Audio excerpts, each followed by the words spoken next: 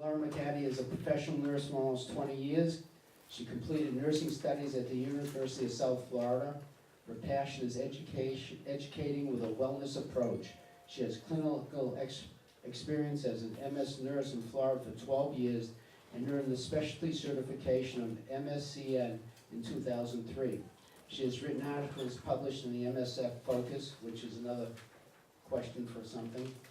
Laura's ongoing education is enhanced by attending conferences including MS Consortium, the American Academy of Neurology meetings, and ongoing membership of the International Organization of MS Nurses. She excitedly looks forward to speaking on this, her second MS cruise.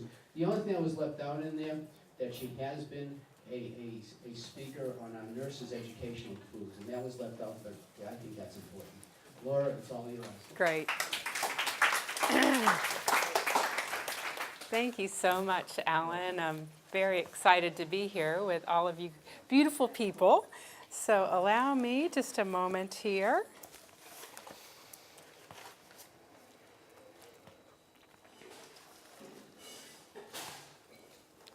All right, well, thank you, Alan, for that kind introduction. And as Alan mentioned, I have been in the field of MS now. It's my 14th year as an MS nurse.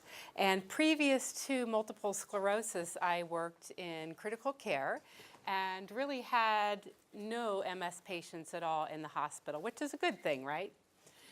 And from my hospital experience, I then found a job at a neurology practice through my own health situation. So I left the critical care at the bedside. And from there, I worked in a neurology practice that was starting an MS center. And it's there where I learned about MS and really felt the passion that was my new niche. And I've just loved working with folks with MS and their families, and I do education. I do a lot of one-on-one education with patients and families, and in my role currently, which it's not really important to divulge what company I work with, but I'm a telehealth educator, and I also do a lot of professional education with nurses as well. So a little bit about me. I am from Tampa, Florida, so I just traveled across the state to get here. And I have been married to Mark for the past 33 wonderful years, so happy to have him along and also share some of the speaking, because I think you'll enjoy his speaking that he has coming up on Friday. And we have 3 children, adult children, 2 boys and a girl, and we actually have 2.5 grandbabies. So we have one that's almost 1, one that's almost 2, and we have a little girl that we're expecting in April. So it's an exciting time of life for us. Now let's get on with the talk about nutrition and MS. What a time to talk about this as we're on a cruise ship, right? Yeah. All right. And so my goal for you guys today is to find one thing to help you become a healthier you. You may ask, what can I really change while I'm here on a cruise ship? Well, just think if you can make one small change here while you're on a cruise ship, you can probably do this at home too. So I do encourage you to go ahead and find one thing. And my goal is to help learn to decipher some of the information that you may hear about nutrition and multiple sclerosis. And that way, when someone offers you some free advice, your mother's sister's friend about, hey, you need to try this or do this for your multiple sclerosis, you'll have some valuable information that can help you discern the information. And we'll address some common questions that are often asked. So we'll go ahead and start with our first question. And that is, we're going to have some fact and fallacy here. This is a big question when I often, or with that person that has new MS, what should I do now that I have MS? Should I eat differently? What should I do? So what do you guys have to say to that answer? Fact or fallacy? Do I need to change my diet? Fallacy. It's a fallacy, but you should. The word need is kind of strong. Yes. So I would say the answer is yes and no, because diet certainly affects how we feel. You know, if you have a poor diet, that's going to reflect in, how you feel. And I think if you have a good diet, you're also going to feel better. And there are some things that you should and shouldn't do when you have multiple sclerosis. So diet does not change the number of lesions that you have active in your brain. You know that, right? So there's nothing that has shown in diet to change those number of active lesions in the brain. So that's an indicator of how active the disease is. So good nutrition is important. Diet will help you feel better and even manage some of the MS symptoms. But I do encourage you to look at this information and understand that you need to customize this information for you and also consult your own healthcare professionals as well. So diet and MS is really a relationship. And before I really get into this, since I am an MS nurse, I have a lot of learning that I've done on nutrition. I am not a dietitian. I would say the dietitians are the nutritional experts in any disease state. So if you really want to know, what's best for your exact condition, yes, consult your healthcare professional, but also consult those licensed professionals, not just someone that's at the health food store. And, they're saying, well, you go to the health food store because you have MS and you want to find out now, what do I need to eat? And so they take you in the back room and they close the door and, maybe you have to pay a special fee, to find out what you need to do now that you have MS. And so, I often am very curious of what happens behind those closed doors at the nutritional stores. That's very different information than what you'll get, from a licensed dietary specialist, okay? Now, I myself am very curious, so I have sought out some of those books. And, I find some of the main things are, well, there's certain things that you should stay away from if you have any chronic illness. And so we'll learn a little bit about those. But truly, is there a relationship? Nutrition, it's important for all of us. What are some considerations in MS is weight, because maintaining a healthy weight makes living easier. Just think of if you're carrying around extra, maybe 3 or 5 pound weights in each hand, and you're carrying those around for even an hour, how do you feel at the end of that hour? You're exhausted. And even in a person without MS, you're carrying around that. That's like carrying around, an extra 6 pounds. Or 10 pounds. So just think that's one thing. If you have, a little bit of excessive weight, that can be a consideration where it's harder on the joints, harder on the body. Being underweight too, that can cause concerns, because if you don't have enough nutritional stores, you're not going to have the energy to do what you need to do. So there needs to be that balance in weight. Weight and foods can actually play a role in the development of chronic diseases, such as, probably name a few: diabetes, heart disease, high blood pressure, osteoporosis. And it's important to not only manage your MS, but also all aspects of your health. And diet does, of course, affect your energy. The foods we eat provide our bodies with nutrients, and from these nutrients, our bodies carry out our daily functions. And when your diet is deficient in one of the nutrients, the body will be affected.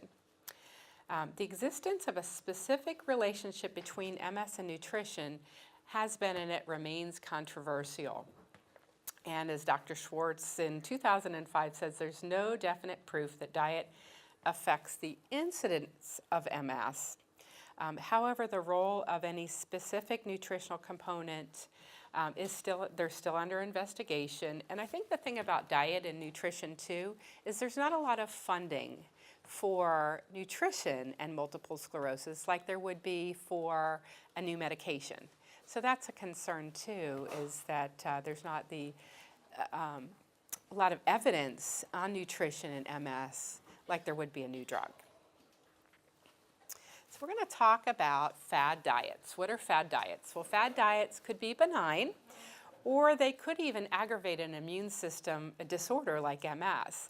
So a fad diet I think of as making unrealistic promises, and they come along with heavy testimonials. Oh, you have to try this. Fad diets are backed by weak research, if any, and a diet may even restrict one or more nutrient groups or even claim magical powers. So I would always alert people of that heavy testimonial. Look at the data yourself, to see if this is harmful or could it be helpful. Use your discretion and always check with your healthcare professional or a licensed dietitian about a supplement or fad diets.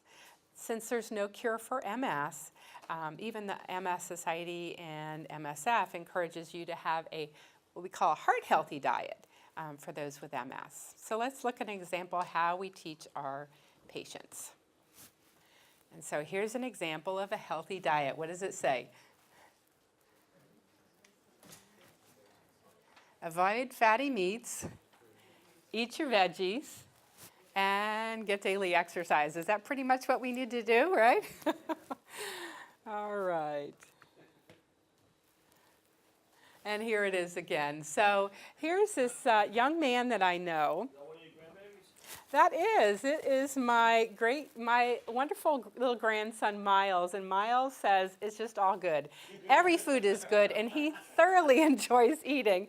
As a matter of fact, I don't ever think I've seen a child enjoy food as much as Miles. So I had to include him on the slide, right? And he is almost 1, and he's at the 95th percentile of his height, so he's going to be a tall boy.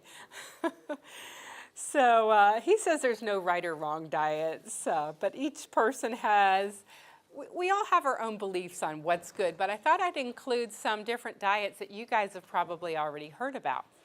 How many people have heard about the paleo or mind your mitochondria diet? So some people have, some people haven't.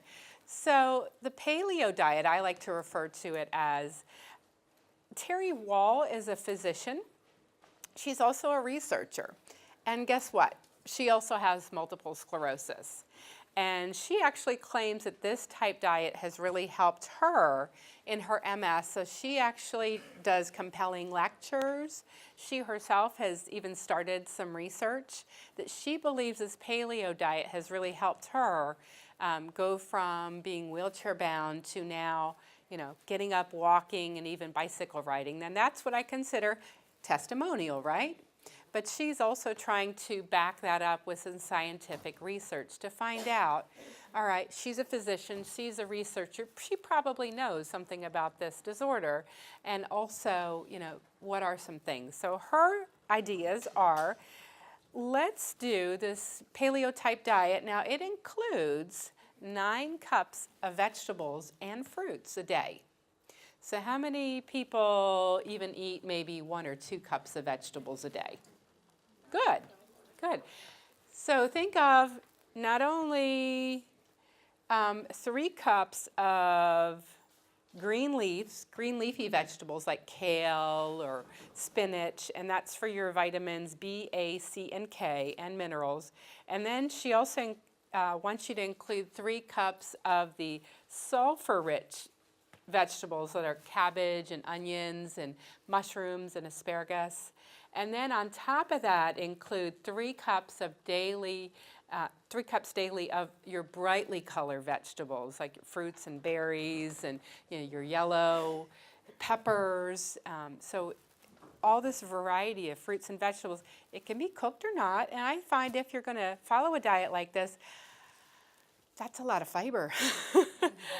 Also, if you have a hand blender and you can blend some of these vegetables up, that might be an easier way to get in this massive amount of vegetables if you're going to follow this. And what I find myself, has anyone tried to take a hand blender and throw in maybe some cucumber, some green leafy vegetables, and maybe some water? Who's done that before?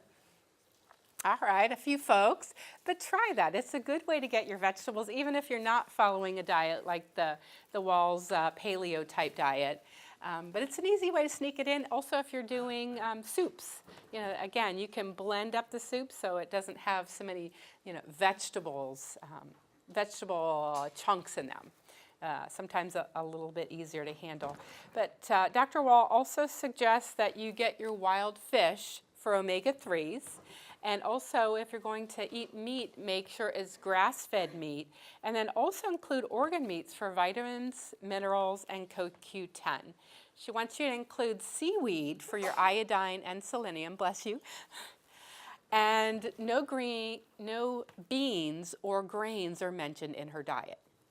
So it doesn't mean that you can't have them, there's just no mention of them. Now the interesting thing about her diet, and she also has a blog about it, she has a book, but not only did she do this diet, but she also included that with neuroelectromuscular stimulation therapy, kind of like a TENS unit. So that was included in her therapy, but she doesn't really, talk so much about that. It's more about the diet in her studies. So it'll be interesting to find out what she comes up with in the future. Now, the other diet that most of us have probably heard a lot about is the Swank diet. How many have heard about Swank? All right. So Swank's been around since the 1950s. It was actually before there was even any therapies for multiple sclerosis. And Dr. Swank made an interesting correlation. He was in Norway, and he actually found out that the people who were in the inland areas of Norway, or the farming communities where they ate a lot of dairy and meats, they had a higher population of multiple sclerosis compared to the Norwegians who were on the coastal areas. Their diet included what? Probably a lot of the fatty fish. And his correlation was, wow, there's something to this. Why the innerland Norwegians versus the coastal Norwegians and their rates of MS. So he actually did a longitudinal study that was 34 years. Now, a little problem with this is the people who followed the Swank diet, they continued on the Swank diet because they were doing so well. The people who thought it wasn't doing too much for them, well, they stopped it. So really it was only the best of the best that had stayed on this 34-year longitudinal study. So in today's science, it's not what we call a robust study. It's more of, hey, this many people benefited. But what Dr. Swank said is, let's cut out the saturated fats. Let's cut them way, way down to like 15 grams a day or less. And we're going to include, if we do include oils, we're going to include the liquid form oils at room temperature. We call them polyunsaturated fatty acids, or PUFA for short.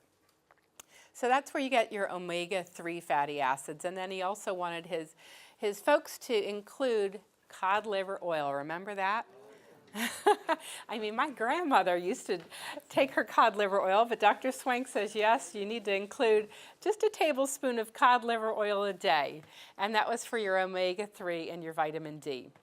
And Swank did want folks to limit the dairy. If you're going to have it, have 1% fat or less. And so this was a pretty restrictive diet. And there's people still today that do swear by the diet and follow it. There's no harm in doing either of these diets. They're just very restrictive. So I just wanted to tell you a little bit about this. And although Swank's is a healthy cardiovascular diet, again, it is pretty restrictive. However, the one thing I just wanted to remind you about, there wasn't any MRI data to show that these diets truly did anything to the exacerbation rates in MS. So also it's important, if you're going to try any diets or supplements, is always check with your doctor, but also don't abandon your tried and true MS treatment or medication. All right. Yes? I'm sorry, you went on already. I wanted to ask if you can go back to the Sure. slide that was before this. All right. You wanted to see Miles again, didn't you? Slide before that, I'm sorry, before Mal. Okay. That one? Yes. The three, avoid fatty acids, avoid fatty foods, fatty meats, we have that, right? Mm-hmm. And what was the one we mentioned? Eat your veggies. Eat your veggies and exercise. Omega-3 comes from the cod liver oil, right? Actually, cod liver oil does have omega-3s. It's vitamin D as well. Okay. All right. Did I answer your question? Okay. Okay, we have it. Thank you very much. All right. So I thought I'd throw in this little cartoon that I found. You know, can you guys all see that? Something's not right. Our air is clean, our water is pure, we get plenty of exercise, we eat organic and free range. And guess what? Nobody lives past 30. Guess that was the day of the caveman, right? All right. So consider the evidence. Are there studies to support the diet that you're considering? And I always like to tell folks, hey, consider risks and benefits of anything that you're considering. Is it harmful? Is it helpful? How much does it cost? There are nutritional studies on disease process, and again, few focus just on MS. Many diets are targeted towards the focus of fat and MS. Some diets, again, they're not as restrictive as SWANK, and the main focus is fats, to change your saturated fats and turn them into liquid at room temperature, the unsaturated fats. Include fiber and fish. The testimonials, again, it's the person who says, this helps me, you have to try this. Testimonials claim that there's beneficial effects from following a particular plan, but there's minimal studies. The low-fat diet, which we all have heard about these days, it's just the way to go, is what we hear, right? But the problem with some of these low-fat diets or low-fat processed foods even, they add a lot of sugar if you're getting something that's advertised as low-fat. Because they're taking away the fat, they have to add something in to replace the taste. So watch your sugar in some of these low-fat products. I think sometimes we see it's only 100 calories and it's low-fat, but you know the sugar is worse than a candy bar. So just consider that as you're following a low-fat diet. Other diets that you may have heard about, gluten-free. Now some people are born with a condition where they can't have gluten, and gluten is found in wheat products. And so if you've been born with this ailment, certainly you want to avoid gluten, and you know that you're probably following that already. Some people think that they feel better. Yes? What exactly is gluten? Gluten is, it's in breads. It's like it helps your bread rise, so it's part of the wheat. And you can actually add more gluten to bread. No, it's, thank you.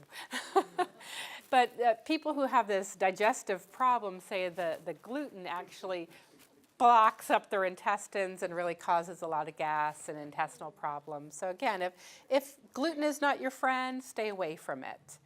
Sugar-restricted diets, I think that's a smart way to look at cutting so much of the sugar that's in our diets.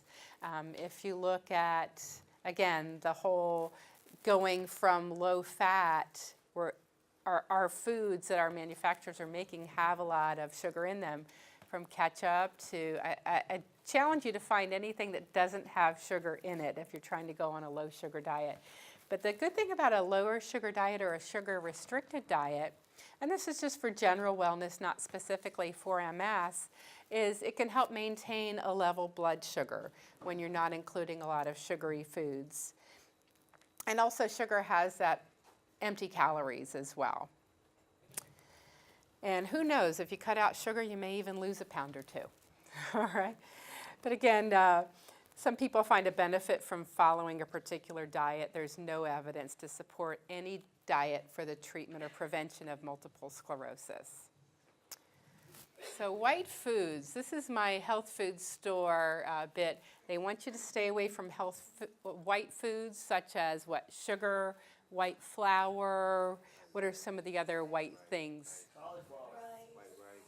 White rice. So yeah, if you can think of, not all white foods are bad, certainly. You know, cauliflower is a good food if you can tolerate it. Yes, exactly.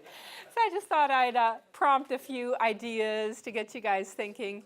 But a lot of the chronic illnesses, the health food stores would promote stay away from white products. And certainly, you know, it's not a bad thing to stay away from some of those bad white enriched products.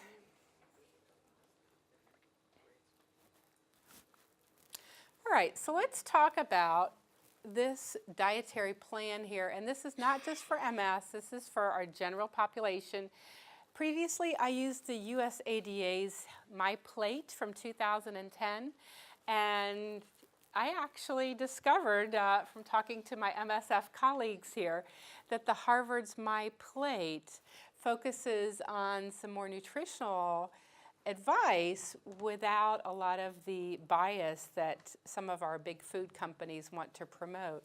So many diets, here we go, I'm getting my right slide here. So there's two things that Harvard School of Public Health created. It's the Healthy Eating Plan and the Healthy Eating Pyramid. And they both use the latest science. And basically the premise is if you'll include some of these things like your oils, your water, you can see on there. I'm going to look at the next slide too. The bottom of the pyramid, there we go. The bottom of the pyramid, what does that show? So it shows daily exercise and weight control. And that's the bottom level. And the other thing on the bottom is the plate. All right? So the plate is there to remind you of portion control. Yes, it's good to have a plate full of good things, but you don't need massive quantities, multiple plates. I know it's hard on the cruise, right? I'm guilty of that myself today, but anyway. So if we can look at what's the next level up. Vegetables, healthy oils, whole grains. All right, you guys all know this, right? All right. So then over here, it talks about alcohol moderation, daily vitamins, including vitamin D. And then you have your nuts, seeds, beans, and tofu, a good protein source. And I think a lot of us, we grab a handful of nuts because nuts are good for us these days, right? And they are. However, nuts are very calorie dense. And so if we're putting, carrying around nuts every time and eating them, that also can be a lot of calories. Probably better to carry around maybe some vegetables or fruits with you. And then your fish, poultry, and eggs. And then dairy's up at the top. And then at the very top are your kind of bad foods, right? Sparingly red meat, processed meat and butter, refined grains, white rice, bread and pasta, potatoes, sugary drinks and sweets, and salts. So those are those white foods, right? So that is your recommendation from Harvard. Yes? Have you heard anything about, now I'm hearing that grains are not that good for you either. Whole grains, it's like what our economy and our nation, and everybody's pushing the whole grains. But maybe quinoa is okay, but they're saying that grains are not good. Have you heard anything, or do you have an opinion? I have, and I like to focus on your foods with high nutritional value. And so white rice, probably okay, it's a grain, but does it really have the dense nutritional value that maybe a piece of fish and a plate of vegetables would have? Which is a better choice to make, a baked potato or maybe some chili that has beans and maybe it's chicken in there? That might be a better choice because it has fiber, it has some vegetables in it, it has your protein, whereas the grains, they're just carbohydrates. All right. So yes, grains are important, but you don't need to focus so much on grains. And by the way, your potatoes, French fries, potatoes, it's kind of all falls in the same category, right? Potatoes aren't really a true vegetable. All right. Sweet potatoes are probably better. It has the coloring in it, and there are some health benefits to sweet potatoes. Then when you add the good stuff, the sweeteners and the marshmallows, the Thanksgiving type sweet potatoes, probably not as healthy as a regular sweet potato, right? Yeah. But truly, think of a plant-based diet as probably the healthiest to have. take half your plate. Try and fill it up with vegetables instead of having just a little tiny portion of vegetables and, you know, the mound of mashed potatoes with butter and the gravy. So nutrients that we do need, and we'll talk about in a little bit, is calcium and vitamin D, potassium as well. And it's, again, avoid the empty calories, but include foods that are high in nutrient value. And I don't think I have to go on about this. You guys all know what the bad things are, right? All right, so dining out. Some of these things you know already. If you're having dressing poured over your salad, you know, usually you can have, what, 2 or 3 or 4 tablespoons of dressing go on that healthy salad, and what does it turn into now? Unhealthy. Yes.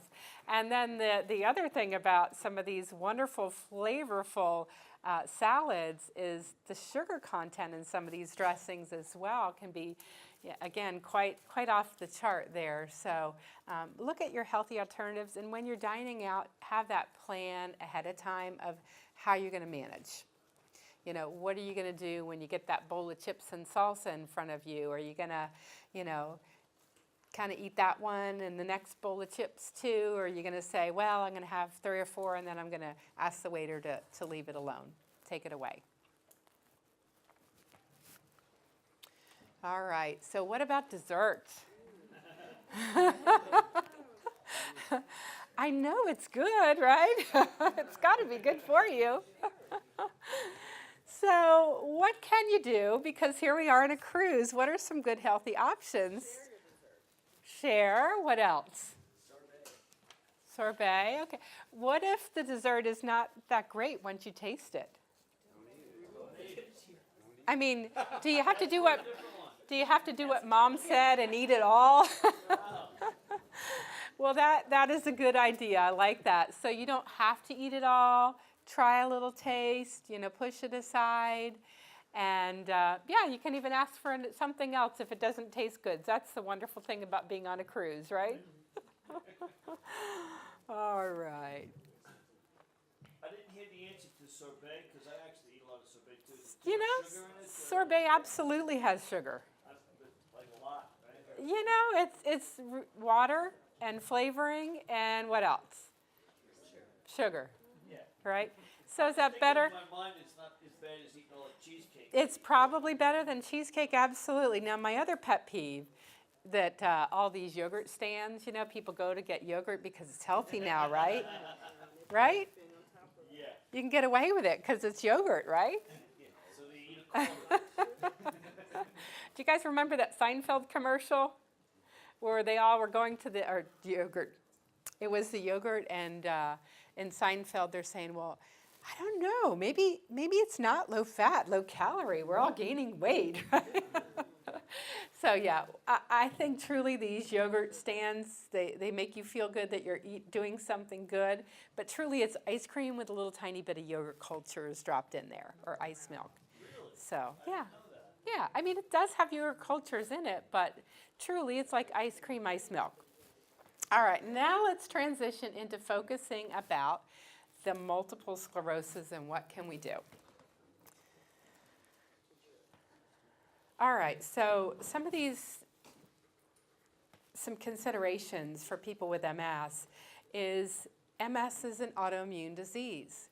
We have an overactive immune system, so there's some things that we're going to talk about to consider for people that have an overactive immune system. Other considerations is what happens to a lot of people that have MS, that have balance or walking difficulties. What can sometimes happen? You fall down. You don't mean to fall down, but what can happen when you fall down? What's the last thing you want to happen? What's the one bone that you don't want to break? Your hip. So that's a huge concern in just general wellness in MS. You don't want to have broken bones. You don't want to have osteoporosis. So we're going to talk about bone health. And also we're going to talk about some bladder issues and then just how alcohol can affect things as well. So nutritional challenges in MS. Some people can actually suffer from malnutrition in MS because they don't get in enough calories, maybe because of swallowing difficulties. And if you have, swallowing difficulties, I would encourage you to talk to the healthcare professionals, get an assessment on what can you do, because that can be a major, part of you getting your enough calories. Some of this malnutrition is actually bad nutrition. So malnutrition could be not getting enough. It could be getting too much to eat.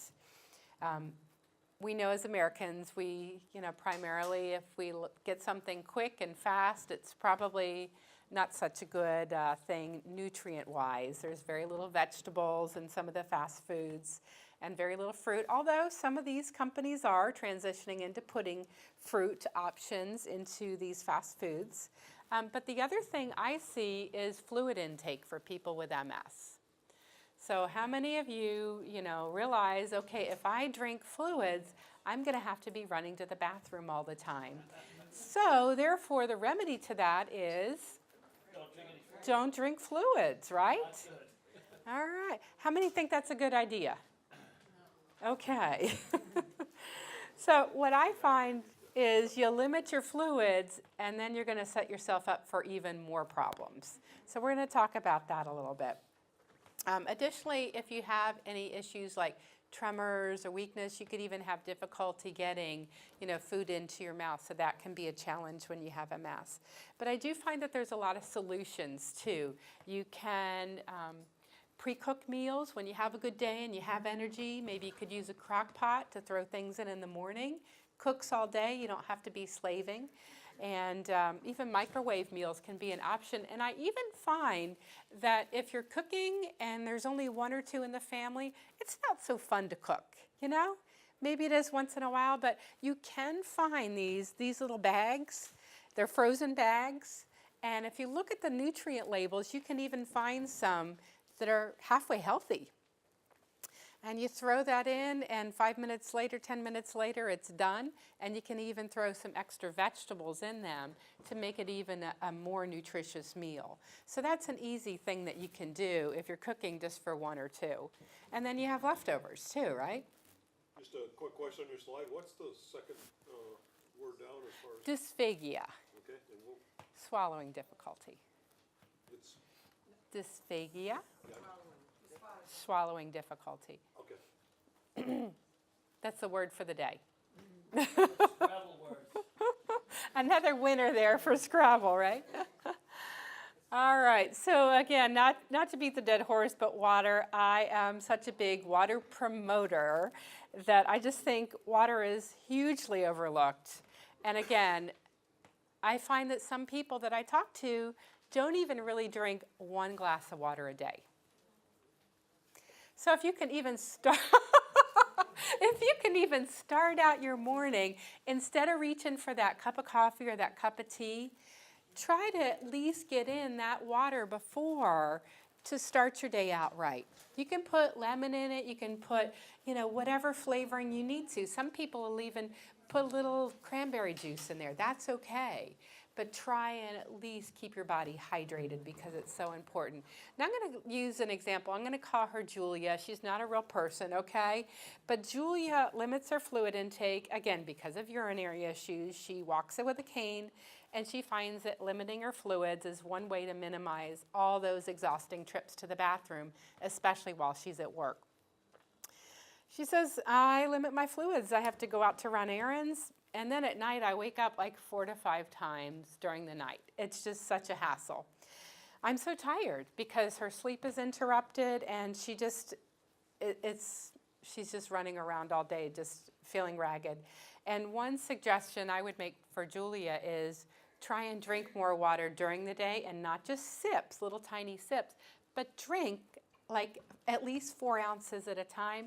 You're going to find that then when you do go to the bathroom, you're going to go at a fair amount, not just in little drips and dribbles. And also, you don't want to wait until the end of the night to take in your fluids, because guess what? Then you will be getting up all times of the night. So if you're going to limit your fluids, do it a couple hours before bedtime. And then you can have, ice chips or whatever. Just kind of like we do with our little ones. But water is so important. The other important thing about water, it's involved in so many of our bodily functions, such as regulating our body temperature. And with MS and you being heat sensitive, that's another factor. Lubricating joints, metabolizing food and making energy, and constipation, because if you limit your fluids because of urinary issues, I find very commonly then constipation becomes another issue. So, fluids can also include non-water, such as milk, juice. I like the herbal teas as opposed to the heavy caffeinated, heavy sugary drinks. You could drink your Starbucks, but just watch that those are sometimes 500 calories. I call them the milkshake store. So start with that glass of water before reaching your morning coffee. Drink your water. So that's my challenge for you. Let's see how many can accomplish this goal over the next several days. Now, another thing I like to talk about is alcohol. Now, a lot of folks will tell me that alcohol really affects them adversely when they have multiple sclerosis. Does anyone find that this is true? If you have a drink, it really is going to mess you up. It adversely affects my walking. Yes. And think of, exactly. MS is a disease of the central nervous system, and alcohol acts as a depressant. It actually gets into the brain. So is it any wonder that it could affect your balance? And then on top of that, we're on a cruise ship and we're swaying back and forth. So just have some strong considerations of alcohol and MS don't always mix well. A single alcoholic drink has been reported to worsen imbalance and coordination in those with MS, and alcohol can also worsen urinary problems. And also alcohol may interact with other MS medications that people are on. So alcohol is also dense in calories without offering much in the way of nutrients. So if you're trying to maintain a healthy weight, watch those alcoholic beverages. And again, if you're out and about and you want to have that pina colada, that's fine, but just watch again that could be a calorie dense thing. You don't want to be having 4 or 5 of those a day because that's pretty much are your calories for the day. Moderation with alcohol means 1 drink for women, 2 drinks for men, and 1 drink is equal to 1.5 ounces of hard liquor, a 12-ounce beer, or 5 ounces of wine. And I think in a lot of these, you want to get your glass of wine full, right? If you're buying, a $10 glass of wine on the ship. But truly, 5 ounces is probably about that much. If they're filling it like that, it's probably equivalent to, a glass and a half, 2 glasses of wine, which you're getting your money's worth, right? But then you may be swaying a little bit more on the ship. Now, the other thing, since alcohol is metabolized by the liver, and along with other medications are also metabolized by the liver in MS, including Tylenol or acetaminophen, and a lot of the cholesterol medications. So if you are one that likes to go out and have your fun and play hard all night, watch that, because binge drinking especially, you don't want to be curing a hangover with Tylenol. Really bad for the liver to take 2 of those together. And then additionally, if you're taking an interferon, you also want to watch liver precautions if you're a person that takes Tylenol or even alcohol.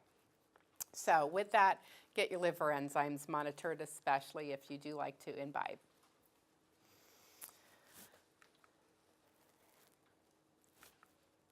All right. Dietary fats, healthy or unhealthy? Depends on the fat. There you go. That's right. So we do need fats. The body needs fats to operate. All right? So there's good fats, there's bad fats. Fats, however, do you know that the calories per gram in a protein and a carbohydrate, they're 4 calories per gram? Can anyone tell me how many calories a fat has in it? 15. Who said 9? Very good. Winner back there. So, 4 calories per gram versus 9 calories per gram. That's the big difference right there. So if you're eating that heavily marbled prime rib, or even the good fats, they're a lot more concentrated. So consider that in your calorie count. Yes, you do need fats, but you need to limit them to about 30% of your total calories per day. So if you need to gain weight, fats are great, but it's all not about fats. It's about calories in and calories out as well to keep a balanced diet. So fats in the diet are necessary. I would encourage you to use sparing amounts of good oils. And the good oils, again, the unsaturated fats are liquid at room temperature. And can you guys name me some examples of some good oils? Monounsaturated olive oil. So olive oil, I heard. Sunflower. Okay. Now they're saying, they used to say you should use the extra virgin, now they're saying you shouldn't use the extra virgin. So you use the extra virgin or the funny stuff? I don't know. That is something I did not know about the slutty versus the extra virgin, so I will have to go home and research that. But think of saturated fats are the ones that you want to stay away from. If it's solid at room temperature, it's not good to smear it all over everything you eat. All right? So what are some saturated fats? Did I hear butter? All right. Lard. Yep, lard, good old lard. I think that's what kept our grandmothers alive to like age 90, They cooked with lard, they ate bacon. I'm telling you, so who knows? But saturated fats, it's in those heavily marbled beef. What's the other white meat? Is supposed to be pork, but guess what?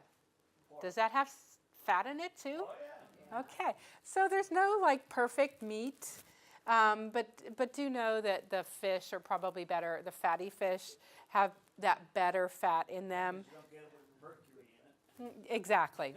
Exactly. But your cream cheese, your full dairy products, your gravies, your palm kernel oil, those are probably things that you should stay away from because they're saturated fats. And the problem with saturated fats is the thought is that it clogs our arteries. It's not good.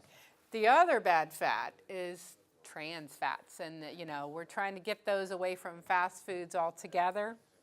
So that's when they turn a relatively good oil and try and make it stable, and then they solidify it. So just stay away from that.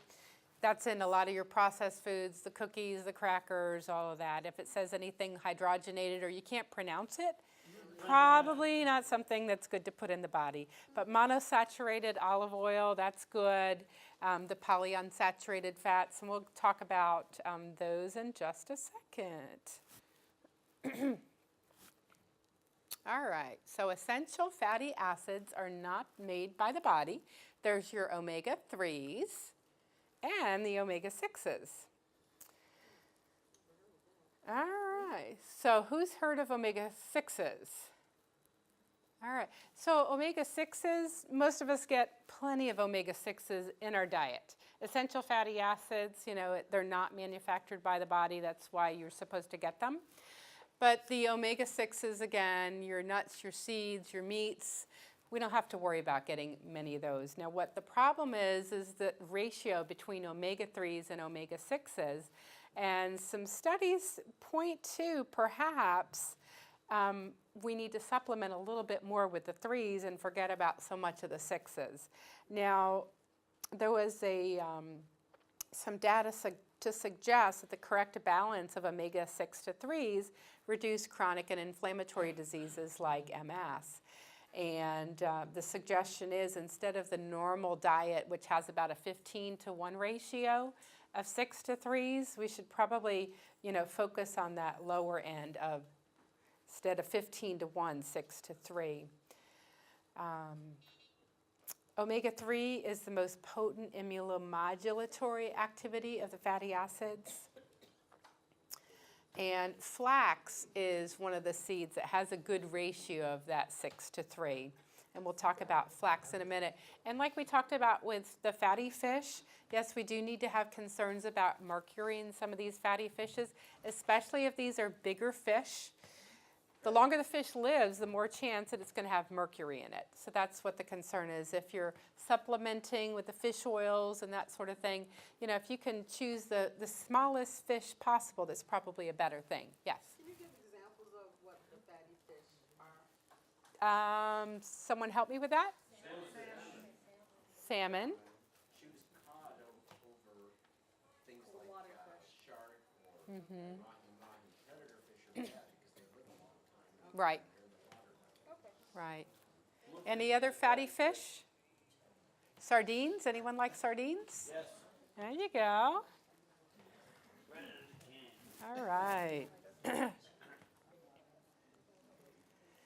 So yes, also herring is a omega-3 fish, albacore tuna, sardines, mackerel, and they're also in eggs and walnuts.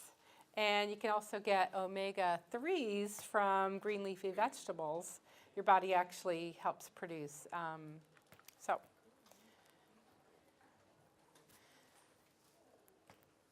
So a lot of people try and supplement with fatty acids instead of getting them in your diet. However, the best really is to get all your nutrients that you need from the food that you eat.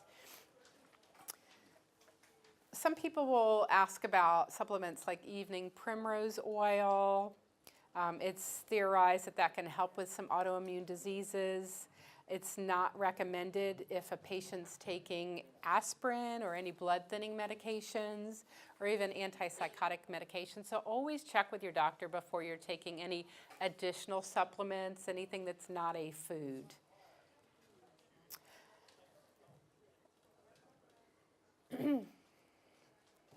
Another consideration was with supplementing omega-3s with fish or cod liver oil.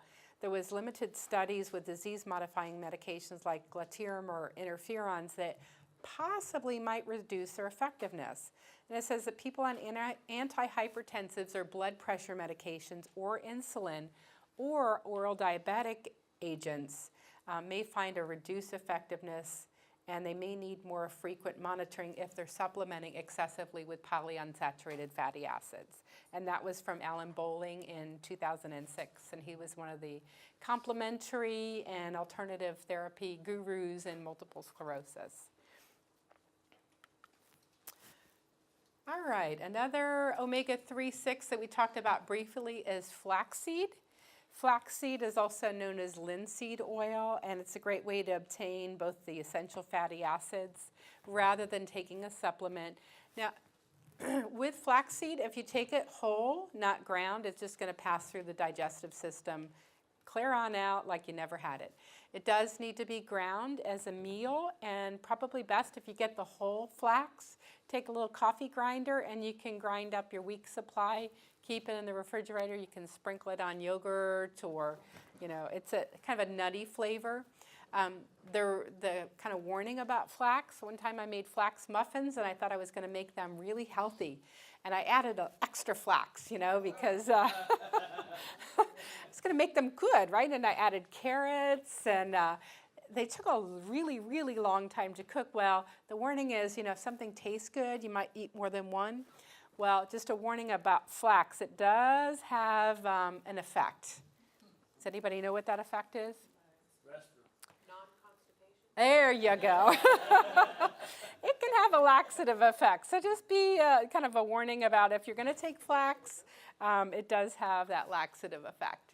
Now, something about if you're taking the polyunsaturated fatty acids, or the PUFA, through your diet or supplements, if you're taking a lot of them, the concern is that you possibly might need to supplement with vitamin E.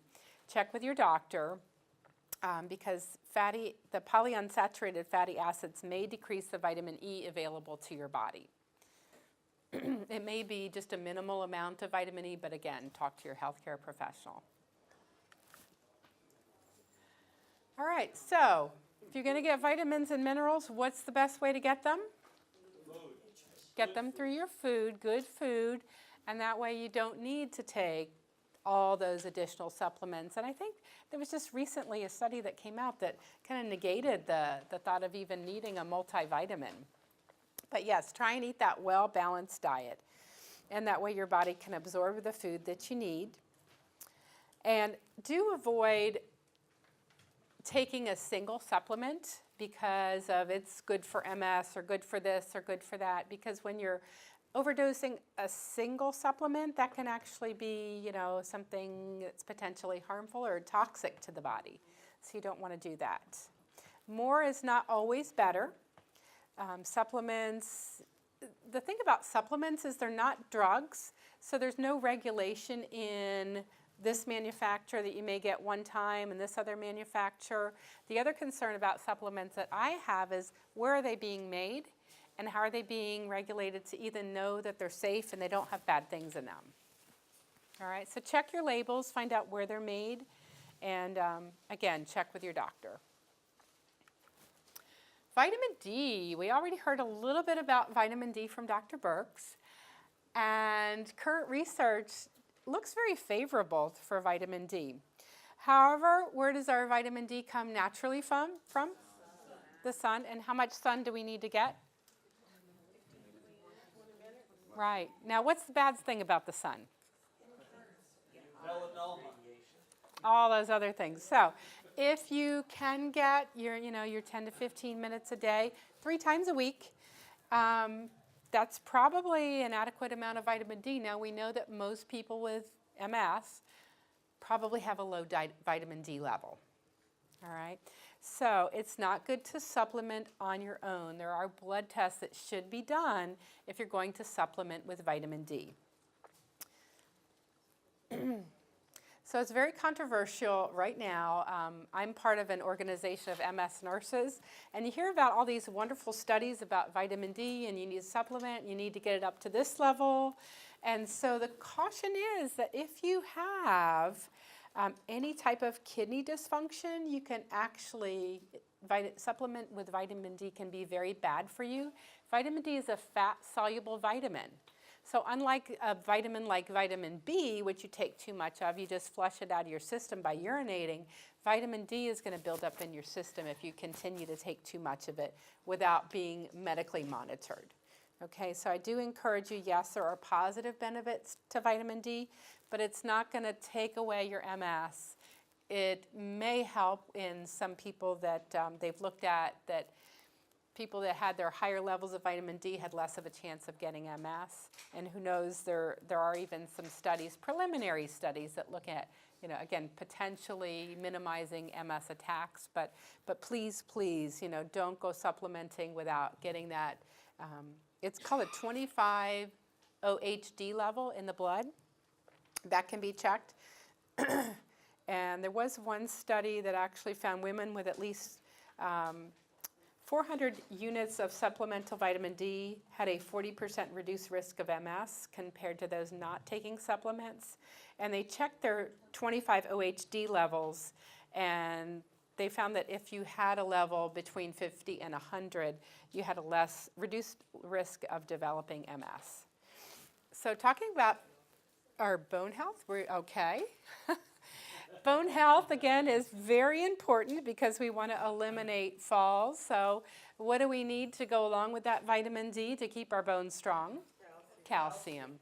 All right, so calcium is in what kind of milk, yogurt, what are some other things that... Your green leafies. A lot of the dairy products are supplemented with calcium and vitamin D. So also another thing to monitor the bone health is get your DEXA scan by your primary care and have that monitored as well so you can continue to have strong bones.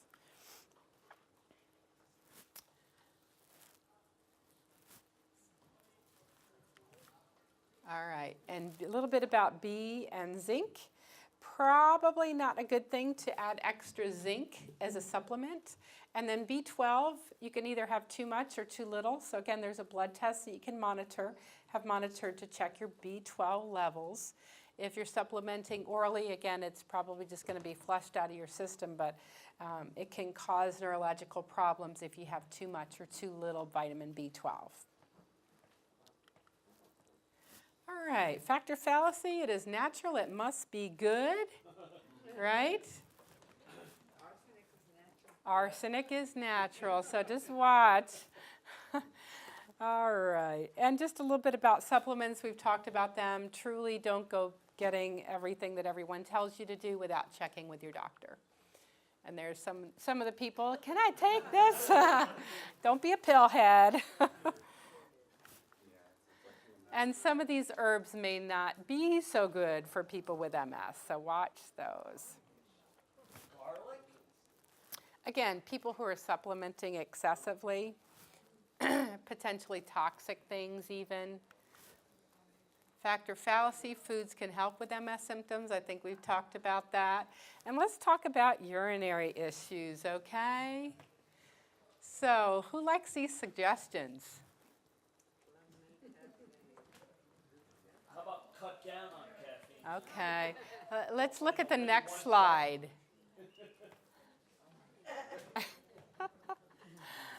What do you mean there's no coffee? So bowel and bladder problems, very common. So think about what makes it worse. If you can cut back on some of these things at what makes it worse, I think you'll find that caffeine can worsen things. Again, try and get enough fluids in your day. Caffeine isn't just in coffee. Exactly. Tea has Yes. And even So chocolate. all of those Yes. energy drinks, Yes. Coca-Cola, Right. Pepsi-Cola. Yes. So some of these products that have been typically been used by even some healthcare professionals say, oh, just take cranberries if you have a UTI.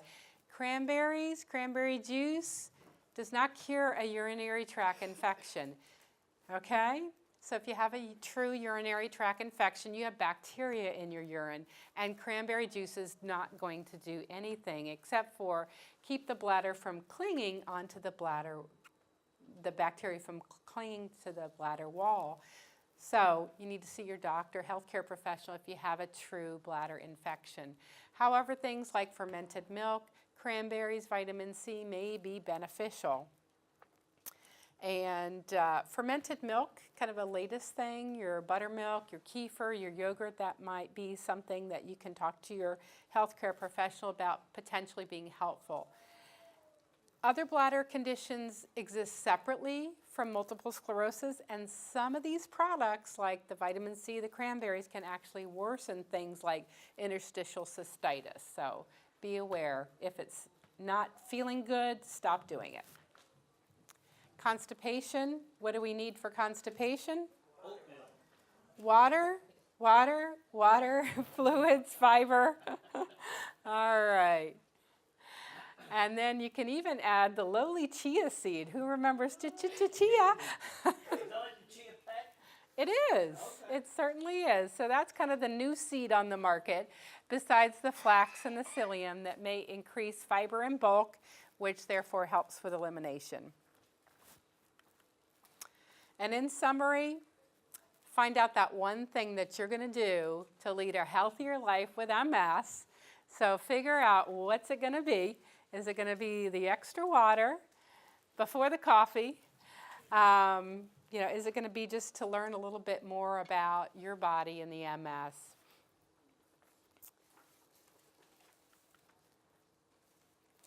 And I think questions, and really just wanted to leave you guys with, just wanted to encourage you to continue leading a healthy life and learning more and just having a balanced diet. And so with that, I'm going to wrap it up and give it over to Alan.